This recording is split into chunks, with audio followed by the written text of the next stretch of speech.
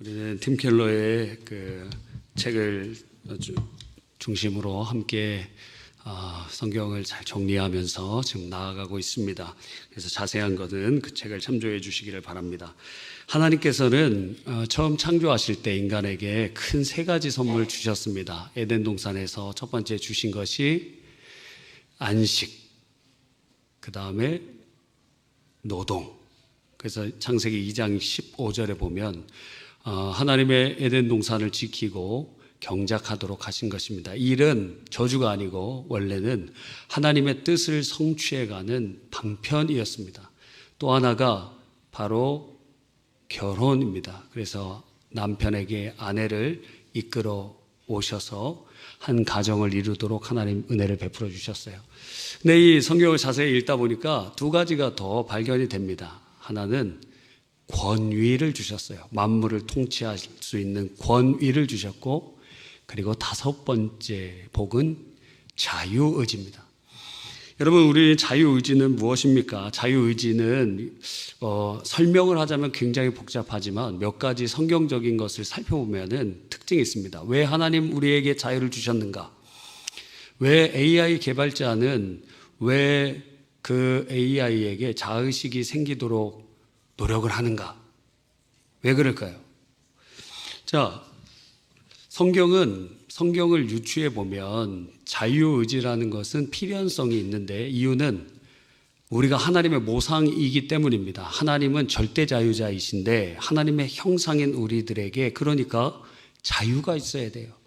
하나님의 형상으로서 절대자유자이신 하나님을 따라 우리도 자유함이 있어야 되고, 두 번째는 하나님의 사랑을 받는 인간들이, 하나님께서는 우리 인간을 만드시고 사랑하셨는데 동시에 이 피조물이, 인간이 하나님을 자원하여 사랑하기를 원하셨어요.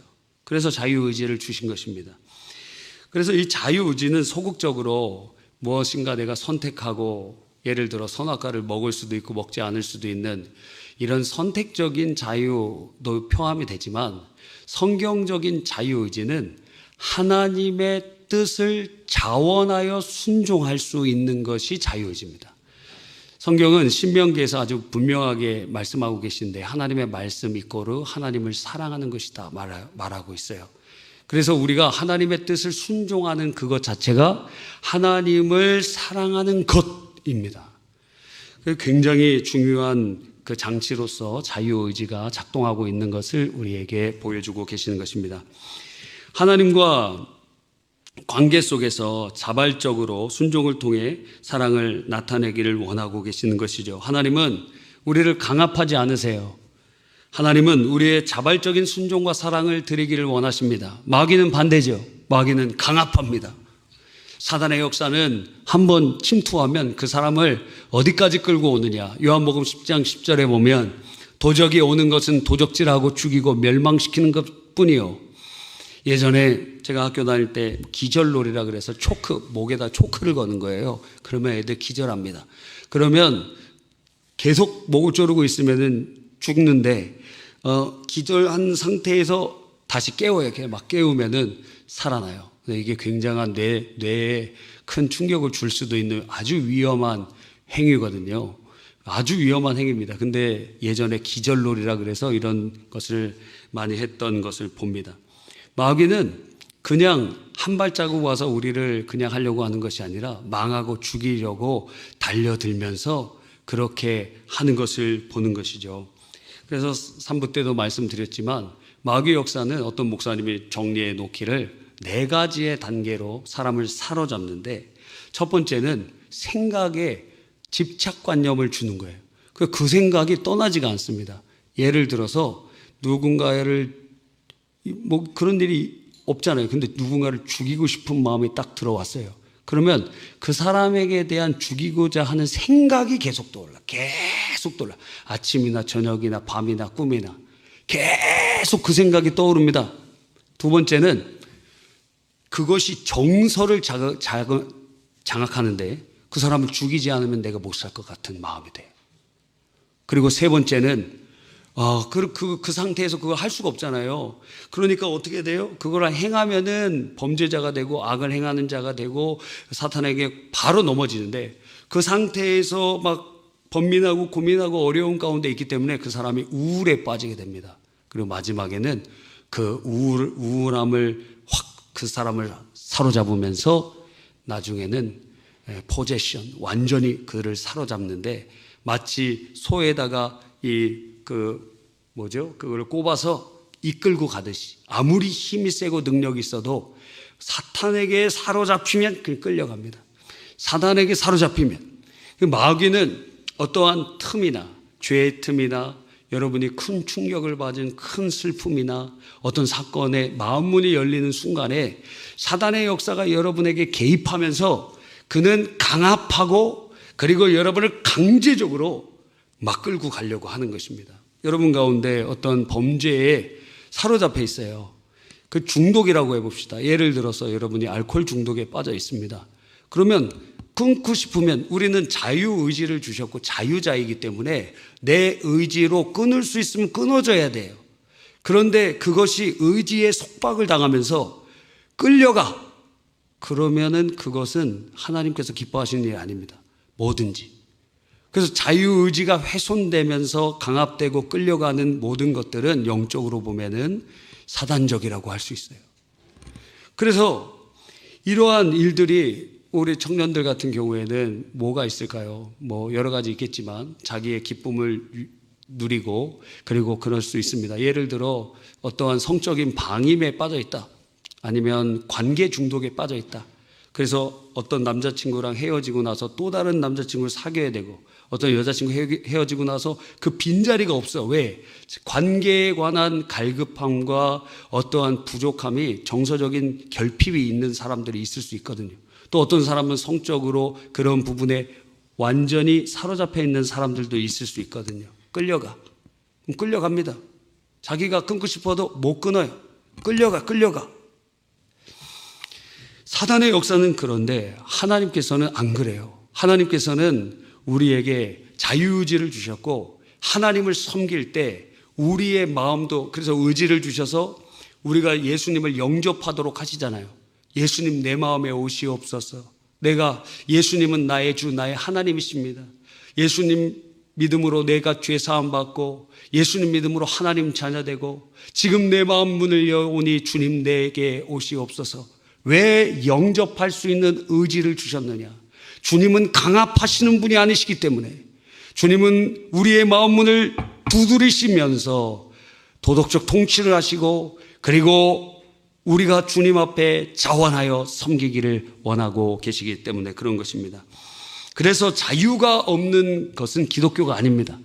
자유가 없고 억압이 있고 오랏줄로 묶어놓고 그러면 그거는 종교의 종이 되는 것이지 참 진리의 백성이 되는 것이 아닙니다.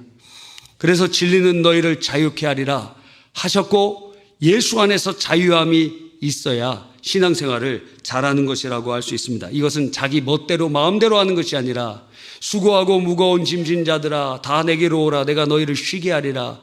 내가 너희에게 주는 멍에가 있다 그랬어요. 그 후에 그것은 쉽고 가볍다.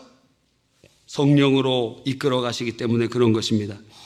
자유가 없는 기독교는 기독교가 아니다. 진리는 우리를 자유케 하고 성령은 우리는 자유 안에서 기뻐하게 하는 것입니다. 그런데 기독교가 로마에서 국교가 된 이후로 국가 종교가 되어버렸습니다. 그 이후로 중세 시대가 이제 도래하게 되는데, 중세 1000년간 유럽을 지배하는 종교요, 사상적 체계요, 지배 이데올로기가 되어버렸습니다. 세계관을 규정하는 틀이 되었습니다. 요람에서 무덤까지 관장하는 곳이 되었습니다. 그래서 과거에 유럽에서는 주민센터가 없었어요. 그 주민센터 역할을 어디서 하느냐? 교회에서 하는 겁니다. 교회에서 애기들 태어나면 뭐 주죠? 유아세례 주잖아요. 유아세례 아무개 딱 적어 놓으면은, 이 사람은 언제 태어났습니까? 그럼 교회에 가서 그거 떼어오는 거예요. 유아세례. 그 언제 죽습니까? 죽으면은 이제 종부성사라고 해서 돌아가신 분에 대한 장례를 치러주는데, 그것도 누군가 몇 날 며칠 날 죽습니다. 그래서 모든 민원적인 그러한 센터 역할도 교회가 했던 것을 보는 것입니다. 즉 기독교는 국가의 어떠한 중추적인 그러한 이데올로기를 공급하는 그러한 것이 되었을 뿐만 아니라 기관화되어 버리고, 그리고 그래서 참되게 주님이 주신 자유를 상실하고 경직화되고 규율화되고 율법화되어 버린 측면들이 많이 있게 되었던 것입니다. 그러한 것에 대한 반작용으로 많은 이들이 거기에 대해서 이제 단발적으로 반작용이 일어날 뿐만 아니라 계몽주의 시대 이후로는 기독교는 인간을 억압하는 오랏줄이라고 생각하는 사람들이, 사상가들이 막 계속 일어나기 시작했습니다. 유럽의 계몽주의 이후에 기독교에 대한 비판은 점점 높아져 갔고, 특히 20세기 들어오면서 더 강력해졌으며 20세기 1968년도 소위 68혁명 이후에는 이 급진적인 생각을 갖고 있는 사람들이 바로 기독교뿐만 아니라 우리를 억압하는 모든 체제와 사상과 문화와 전통에서 자유함을 얻기를 원하는데, 그 핵심적으로 우리를 짓누르고 있는 것이 기독교라고 생각해서 기독교를 무너뜨려야 된다, 장애물로 지목하면서 해체의 대상으로 삼는 경향이 강화되었던 것입니다. 20세기 초에 사회활동가였던 엠마 골드만은 그래서 기독교를 이렇게 일컬었어요. 인류를 획일화시키는 도구이고 도전하고 행동하는 인간 의지의 파괴자, 다른 말로 자유의지의 파괴자이고 확장과 성장을 옥죄는 철망이나 오랏줄이다. 그게 바로 기독교이다. 그렇게 정의한 것입니다. 그래서 기독교를 노예 사회를 영구화시키는 도구다.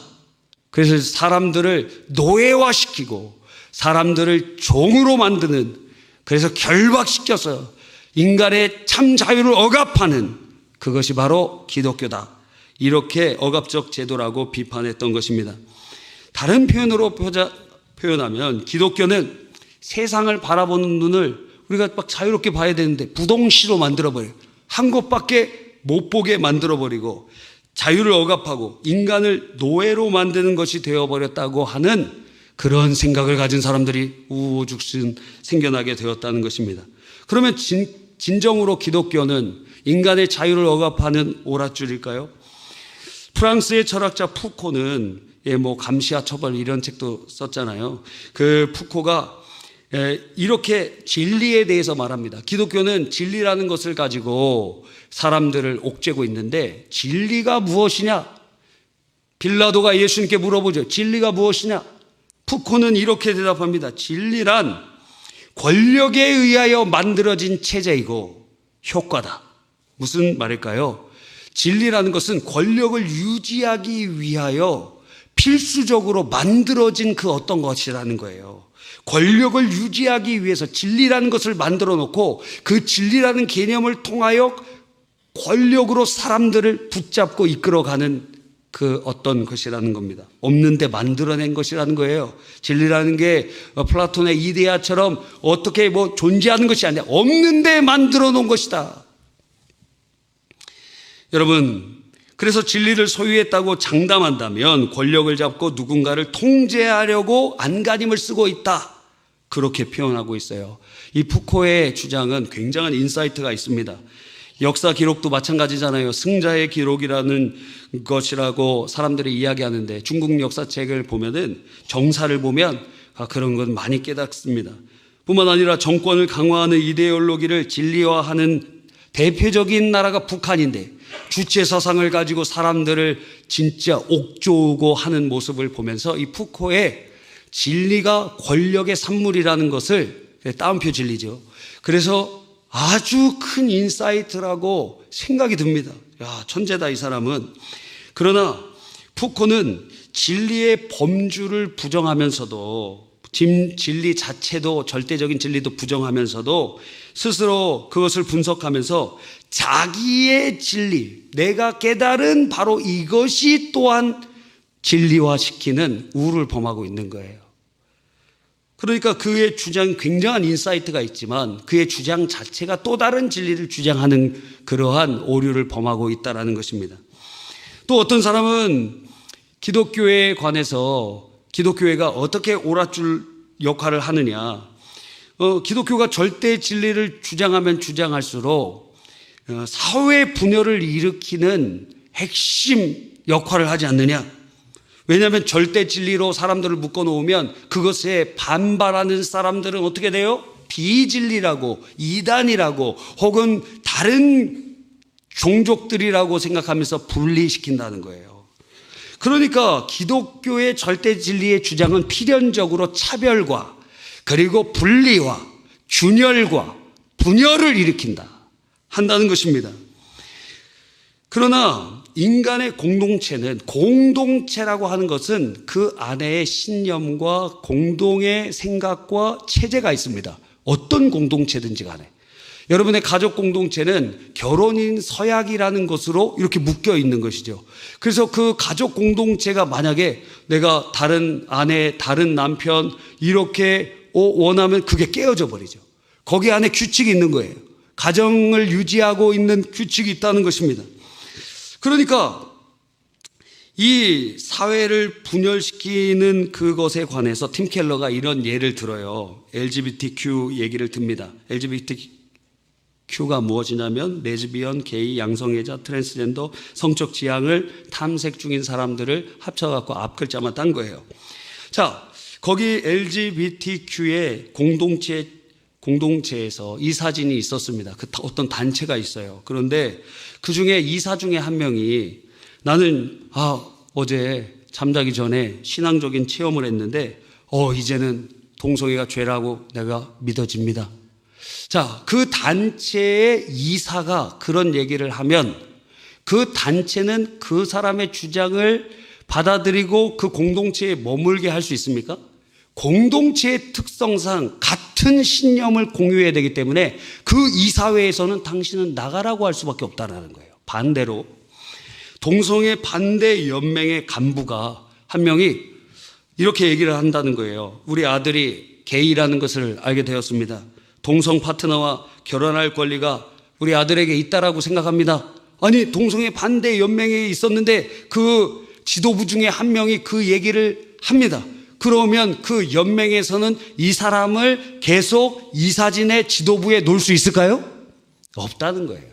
그래서 모든 공동체는 공동체를 규정하는 그러한 공동의 신념이 있고, 그리고 공동체가 유지되기 위해서는 필연적으로 그러한 규범 지어짐이 발생되게 된다는 것입니다.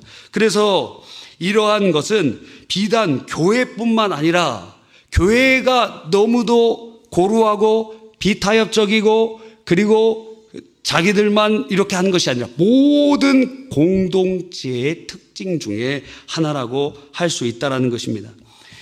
그러면 기독교의 신앙은 문화적으로 경직되어 있는가?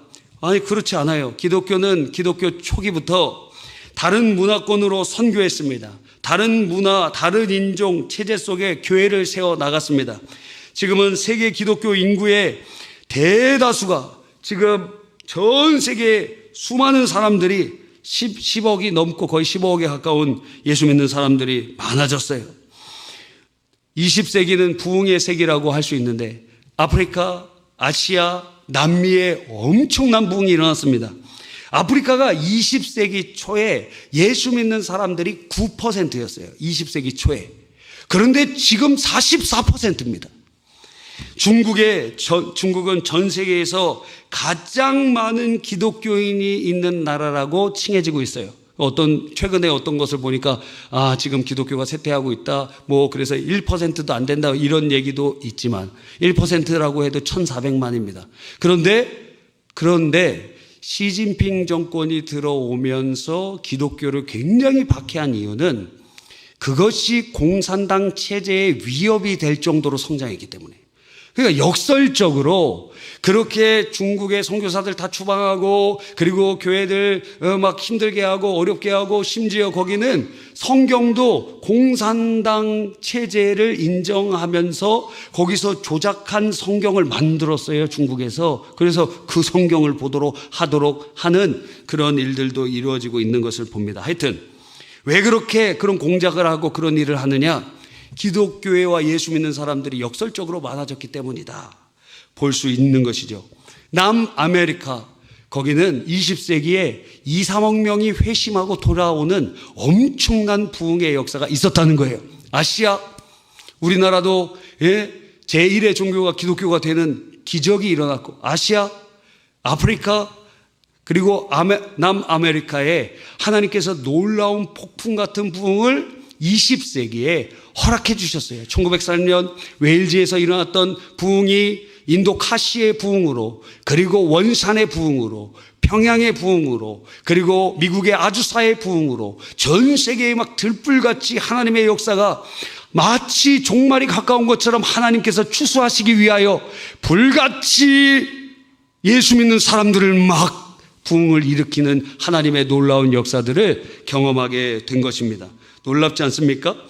제국주의 선교시에 서구 기독교를 이식하려고 했던 분명한 실수는 있어요. 그러나 지금 세계의 교회를 보면 그들이 어떠한 하나의 타입으로 똑같은 예배 방식이나 똑같은 신앙의 모습을 갖고 있지 않습니다. 그들이 사도신경과 주기도문과 그리고 신앙의 고백을 우리가 같이 하고 있지만 그들의 찬송을 부르는 걸 보세요. 아프리카 같은 데 가보면은 막 박수 치면서 찬양하고 어떤 데 막 점프해요. 막 점프하면서 하고. 그리고 인도에서 찬양하는 거 보면 인도에서 예배 드리는 거 보면은 막 2시간, 3시간도 예배 드리기도 하고 그렇습니다. 그래서 전 세계에 우리가 예수 그리스도의 십자가의 놀라운 복음이 증거되고 아프리카에도 남미에도 아시아에도 전 세계에 있지만 그렇다고 해서 그 나라의 문화나 그 나라의 어떠한 것들을 다 말살시키면서 기독교를 이식하는 것이 아니라는 거예요. 기독교의 핵심 진리는 있으면서 그들의 문화적인 부분들, 그게 이교적인 것만 아니라면 그들이 다양성에 반응하고 있다라는 것입니다. 이는 사도시대 때부터 그랬어요. 사도시대 때 복음을 증거하면서 복음을 받아들이는 사람을 유대인으로 만들지 않았어요. 할례 받으라 이렇게 안 했어요. 율법 지키라 안 했어요. 예수 안에서 자유케 하였어요. 예수 그리스도의 십자가의 복음을 받아들이는 자는 그리스인이나 아니면 이집트인이나 아니면 유대인이나 서바나인이나 누구든지 간에 주님의 새 백성으로, 우리가 처음 읽었던 에베소의 말씀으로 십자가로 담장을 다 무너뜨리시고 우리를 새 백성을 만드시고 하나님의 하나의 백성으로, 예수 그리스도의 후손으로, 둘째 아담이신 그리스도의 백성으로 우리를 만들어 놓으신 것입니다. 그런데 동시에 주님께서는 다양성을 인정하시는데 요한계시록 7장, 여러분 마지막에 불렀던 찬양 있잖아요. 구원하심이 보좌에 앉으신 우리 하나님과 어린 양께 있도다. 이 찬양을 누가 부르냐면 구원받은 백성들이 부르는데 요한계시록 7장 9절로 10절에 이렇게 표현되어 있어요. 이 일 후에 내가 보니 각 나라와 족속과 백성과 방언에서 아무도 능히 셀 수 없는 큰 무리가 나와 흰옷을 입고 손에 종려나무를 들고 보좌 앞에 서서 큰 소리로 이르되 구원하심이 보좌에 앉으신 우리 하나님과 어린 양께 있도다. 자, 우리 구절을 보면 각 나라와 족속과 백성과 방언이 그대로 살아있어요. 그러니까 천국에 한국말 없어지는 거 아닙니다. 한국말로 하는데 다 알아들어. 저기 영어로 하는데 다 알아들어져. 그러니까 방언이라는 게 랭귀지, 우리 언어를 의미하거든요. 언어, 각각의 언어, 각각의 방언 다 없어지는 게 아니에요. 다 민족 없어지는 게 아니에요. 그대로 있어요. 그대로. 주님께서 영적으로는 한 백성을 만들어 놓으셔서 하나님의 백성이요 둘째 아담의 후손으로 하나로 통일시키시고 우리가 읽은 본문과 같은 놀라운 역사를 일으키시지만 동시에 우리가 가지고 있는 언어적인 배경, 문화적인 배경, 민족적인 배경, 국가적인 배경 다 없애시는 것이 아니라 천국에서 하나님의 그 다양성을 인정하며 그렇게 주님을 노래하고 있다는 거예요. 놀랍지 않습니까? 하나 되게 하심과 다양하게 하심이 공존케 하는 것이 진리요 기독교라는 것입니다. 여러분, 놀라운 하나님의 은혜가 우리에게 임하는 줄 믿는 것입니다. 우리는 그러면 서두로 올라가 보는 것이에요. 우리가 자유에 대해서 말하지 않았습니까? 하나님께서 우리에게 자유의지를 주셨어요. 그런데 이 자유는 단순하지가 않아요. 기독교는 그럼 자유를 억압하는 게 아니에요. 그러면 기독교 다니면 굉장히 막 힘든데, 그래서 많은 사람들이 천주교 가는 이유 중에 하나가 무엇이냐면, 술도 못 먹게 하고 담배도 못 피게 하고 제사도 못 지내게 하니까 나 천주교 갈래. 제사도 지내고 그리고 술도 마시고 담배도 피고, 그래서 예배 끝나고 우리 교제셀 모임할 때 어디로 가느냐? 저기 호프집에 가고 한 잔씩 탁 마시는 거예요. 야, 포도주 저기 작년에 숙성한 거 갖고 오라 그래 갖고 탁 나눠 먹어. 이야. 그래서 이 신부님 중에 알코올 중독에 빠지신 분이 상당히 많습니다. 외롭고 또 혼자 사시고 그러니까 술로 많이 이렇게 드신 분들이 계시다는 이야기도 들어봤어요. 여러분, 자유의지. 그런데 진짜 자유를 누리기 위해서는 어떨 때는 속박과 제한이 필요하기도 합니다. 예, 대표적인 게 뭡니까? 우리 고3 됐을 때 이렇게 얘기하지 않습니까? 너 올해만 고생해. 이제 그러면 대학교 가고 참 자유를 얻을 거야. 전 대학교 가서 더 힘들었어, 공부하느라고. 더 힘들었어요. 더 힘들어갖고. 고등학교 때까지는 좀 놀았거든요. 대학도 그냥 쉽게 가고 그냥 하나님 은혜로 그냥 시험도 안 봐도 그냥 갈 수 있도록 내신으로, 그때 우리는 수시가 별로 없었는데 수시로 갈 수 있도록 하나님께서 은혜를 주셨거든요. 별로 이렇게 공부를 열심히 한 적이 별로 없는 것 같은데 대학교 가니까 열심히 막 공부하게 되더라고. 애들이랑 막 대상포진도 걸려가고 밤새고 일주일에 2, 3일 밤새고 막 공부하고 숙제하고 그러다 보니까 그래서 속았다고 생각이 돼요. 대학교 가면 놀 줄 알았는데 한 명도 안 놀더라고. 와, 전 대학교 가면 애들이 놀 줄 알았어요. 그래서 친구한테 우리 강의 빼고 놀러 가자. 제가 막 속삭였어요. 사탄의 소리, 죄송합니다. 사탄의 소리가 아니지. 하여튼 그래갖고 어디 막 놀러 가기도 하고 있는데 저 같은 애가 거의 없더라고. 다 공부해요. 도서관에 막 아침부터 저녁까지 공부만 하고 있어요. 야, 음악 연습을 할 때 피아노를 자유롭게 이렇게 치기까지는 뭐가 필요하죠? 진짜 자유를 얻기 위해서 막 조바꿈도 하고 자기가 마음대로 막 칠 수 있다는 거. 저도 피아노 치는 남자입니다. 어렸을 때 피아노 배웠거든요. 이야. 그런데 약간 샵이나 플랫이 붙으면은 상당히 버벅대요. 거의 오랜 연습이 필요합니다. 아직 완전한 자유에 이르지 못한 거예요. 반주자들처럼 아주 초보의 단계에 있는 것입니다. 예. 그런데 저희 집에서 피아노를 제가 제일 잘 쳐요. 제일 짧게 다녔는데. 그 어머니한테 얘기했습니다. 한 1년 정도 다니다가 제가 4학년 때 진심으로 어머니와 독대하면서 얘기했습니다. 왜 나를 피아노 학원을 보내려고 하느냐 하십니까? 그러면서 전 피아노 학원 다니지 않겠습니다. 결단을 하고 그래갖고 그래 그러면 다니지 말라. 그때 말리셨어야 되는데 그때 초등학교 때까지만 피아노만 이렇게 쳤으면 제가 어쩌면 CCM 곡도 많이 발표했을지도 모릅니다. 지금도 늦지 않았어요. AI가 도와줄 것 같아요. 하여튼 자유를 얻기 위해서, 피아노의 자유를 얻기 위해서는 무엇이 필요하죠? 연습이 필요해요. 뭐죠 이게? 구속이요? 제한이에요. 자유를 얻기 위해서 구속해야 돼요. 훈련이라는 구속이 필요해요. 물고기가 자유롭게 움직이기 위해서는 물이라는 구속이 필요해요. 진짜 자유의지라는 것은 무엇이냐? 그래서 팀 켈러가 이렇게 얘기했어요. 자유는 제약을 없애는 게 아니라 올바른 제한과 통제, 곧 인간의 본성과 잘 들어맞고 자유를 불러오는 제약과 제한을 찾아내는 것을 의미한다 라는 것이에요. 그래서 궁극적인 자유의 표상이 사랑인데 그 사랑의 모습은 우리를 분명하게 깨닫게 해주시죠. 예수님께서 우리를 사랑하셔서 자기 자신을 어떻게 하셨죠? 구속하셨잖아요. 어디에? 인간의 육체. 그래서 우리를 사랑하시기 때문에 그 방법밖에 없으시기 때문에 육체가 되신 거예요. 인간이 되신 거예요. 우리에게 맞춰주신 거예요. 우리에게 찾아오신 거예요. 시간을 뚫고 우리에게 찾아오신 거예요. 절대 자유자신 분, 물론 신성을 따라서는 언제나 참 하나님이셨지만 그분이 피조물 속으로 주님께서 오신 것입니다. 여러분 놀랍지 않습니까? 너무도 감사하지 않습니까? 왜 그렇죠? 사랑이라는 최고의 자유를 보여주시는데 자기 자신을 구속하세요.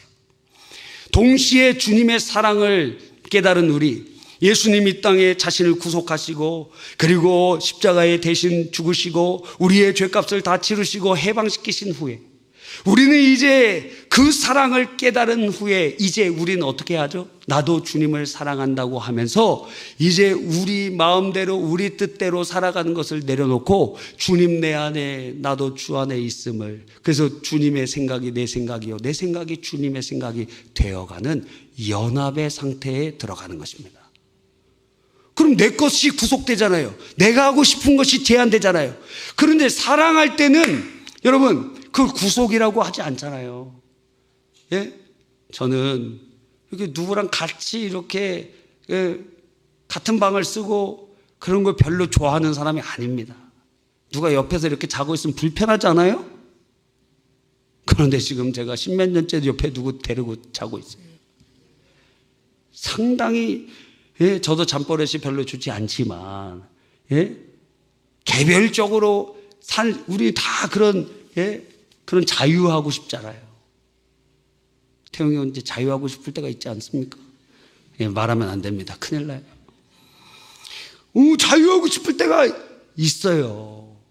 그런데 놀랍게도 사랑이라는 것이 그렇게 나에게 있던 것을 구속하면서 참된 자유를 누리게 해주는 거예요. 가정의 축복과 은혜를 누리게 돼요. 와! 그래서 이 설교를 준비하면서 옛날 90몇 년도에 나왔던 노래가 생각이 나더라고요. 한번 불러볼까요? 제가 잘 불러보지 못해서 1996년도에 나온 노래입니다. 오늘 하루 행복하길 언제나 아침에 눈 뜨면 기도를 하게 돼. 중략.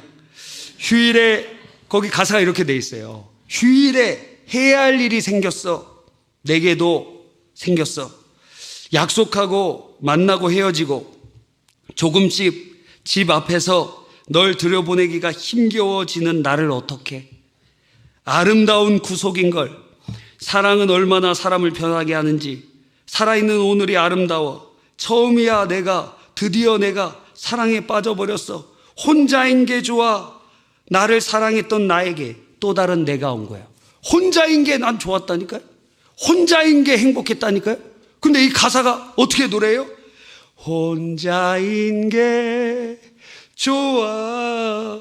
나를 사랑했던 나에게. 와, 이 표현이, 이거 표절곡이라고 하는데 하여튼 이 표현은 아주 대단합니다. 나를 사랑했던 나에게. 혼자인 게 좋아. 나를 사랑했던 나에게 또 다른 내가 온 거야. 그래서 참 사랑, 그래서 그 제목이 아름다운 구속이라는 거예요. 이게 자유의 참 모습입니다. 십자가가 그것을 보여주시죠. 여러분, 그래서 사랑의 구속은 놀랍게도 그 사랑 안에 참 행복과 자유를 주게 됩니다. 예수 그리스도를 사랑하고 그 안에 우리가 또한 거할 때 우리는 참 행복과 자유를 누리게 되는 것입니다. 바로 여러분이 누리는 것처럼 말입니다. 오늘 성찬에 우리가 참여하는 것도 마찬가지예요. 주님 나를 위하여 그 절대 자유자이신 그분이 피조물이 되시고 몸짓고 피 흘려서 날 위해 십자가에 대신 죽으시고 부활하셔서 우리에게 생명을 주시고 하나님의 자녀가 되어주시면서 이제 너도 나를 사랑하겠니? 라고 물으실 때 저 세상이 좋아요. 내가 하고 싶은 게 더 좋아요. 했던 우리가 이제 그분의 몸과 피가 우리 안에 들어있음을 체험하면서 예수 안에 참 자유를 누리게 되는 것입니다. 여러분, 기독교가 사람들을 얽매이고 자유를 억압하는 오랏줄입니까? 아니에요. 참되게 자유를 주는 주의 진리임을 고백하게 되는 것입니다. 하나님의 큰 은혜가 있기를 바랍니다.